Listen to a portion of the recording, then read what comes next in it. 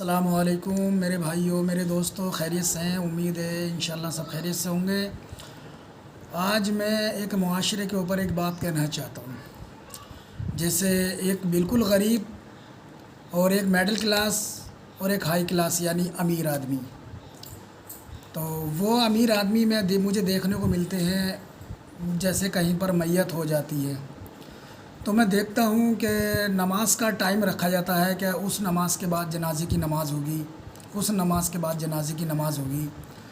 تو کسی بھی ٹائم کی جنازے کی نماز کا جب وقت رکھا جاتا ہے اور اس ٹائم نماز پڑھتے ہی لوگ جنازہ اٹھا لیتے ہیں تو میں دیکھتا ہوں کہ کم سم 40% لوگ وضو کے لیے بھاگتے ہیں، وضو کرنے بھاگتے ہیں۔ تو یا تو لگتا ہے انہوں نے نماز نہیں پڑھی، اس میں کچھ لوگوں کا کیا ہوتا ہے وضو خراب بھی ہو جاتا ہے، مگر 40% لوگوں کا وضو خراب نہیں ہو سکتا۔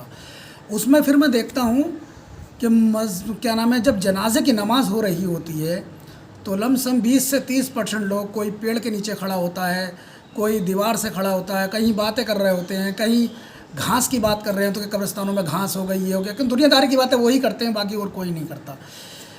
تو میں دیکھتا ہوں جنہوں نے فرض نماز بھی ادا کی اور جنازے کی نماز بھی ادا کی وہ امیر آدمی ہوئے، اور جنہوں نے صرف وضو اس لیے کیا کہ جنازے کی نماز ادا کریں تو وہ جو ہیں میڈل کلاس ہیں۔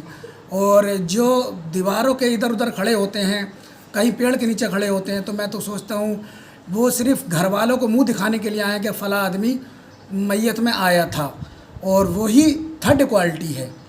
تو میرے دوستو، سب سے بڑی دولت ہمارے پاس ایمان ہے۔ اب ایمان کی امیری غریبی میں نے بتائی۔ میں معذرت چاہتا ہوں اگر کسی کو میری بات بری لگی ہو تو، اور اچھی لگی ہو تو آگے شیئر کریں۔ السلام علیکم۔